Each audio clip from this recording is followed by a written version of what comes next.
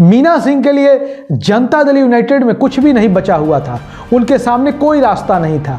Bharatiya Janata party के साथ गठबंधन हुआ तो भी मीना सिंह को चुनाव लड़ने से वंचित कर दिया गया, और जब महागठबंधन के साथ नीतीश कुमार चले गए तो भी उनके लिए कहीं जगह दिखाई नहीं दे रही थी। मीना सिंह के लिए कोई भी जगह या कोई भी क्षेत्र फिट नहीं बैठ पा रहा था, लिहाजा उन्हें जेडीयू छोड़ना ही था।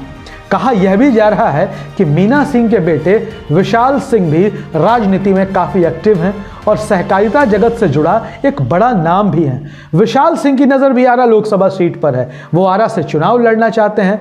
भारतीय जनता पार्टी के कई राष्ट्रीय नेताओं के साथ उनके बेहतर संबंध हैं, लिहाजा माना जा रहा है कि मीना सिंह और उनके पुत्र विशाल सिंह जल्द ही भारतीय जनता पार्टी का दामन थाम सकते हैं। लेकिन भारतीय जनता पार्टी में उन्हें मिलेगा क्या, यह देखना दिलचस्प होगा।